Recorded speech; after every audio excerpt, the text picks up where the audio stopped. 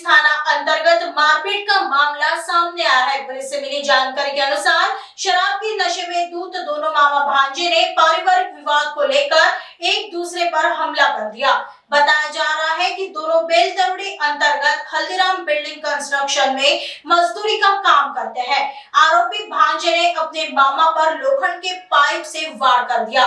Police Thane Beltarodi येथे दिनांक 24/12/2024 रोजी 1800 वाजता ते 1900 वाजता दरम्यान दोन मजूर होते, जे त्यामधला जो फिर्यादी आहे हा कुलबा बालाघाट या ठिकाणी रहिवासी आहे, घनश्याम मेंढे वय 36 वर्ष, आणि यामधील जो आरोपी आहे तो आहे रितेश सितकोरे, हा गोंदिया आमगाव या ठिकाणचा आहे।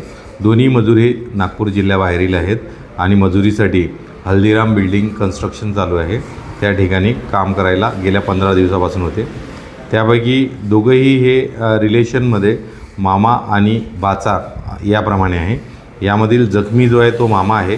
यामध्ये जखमीला यातील आरोपी जो आहे रितेश सितकोरे यांनी बाचाबाची केली आणि रात्री दरम्यान शेजारचाच लोखंडी पाईप घेऊन पायावर मारहाण केली।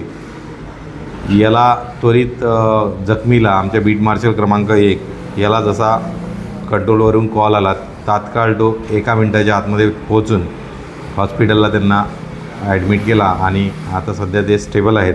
तसेच घटनास्थळावरून तात्काळ निघालेला जो आरोपी होता त्याला आमच्या DBF पार्टीने तात्काळ अटक केलेली आहे। सदर प्रकरणामध्ये कारवाई करण्यात आलेली आहे आणि सध्या आरोपी हा जेल पास आहे आणि घटनास्थळावर तशी शांतता आहे। दोन्ही मजूर हे बाहेर जिल्ह्यातले आणि एक जो जखमी आहे तो बाहेर राज्यातला आहे आणि मजुरीसाठी नागपूर शहरात आलेले होते। त्या दरम्यानची झालेली घटना आहे, शांतता आहे आणि तात्काळ यामध्ये कारवाई करण्यात आलेली आहे पोलीस स्टेशन बेलतरोडीकडून। यामध्ये ते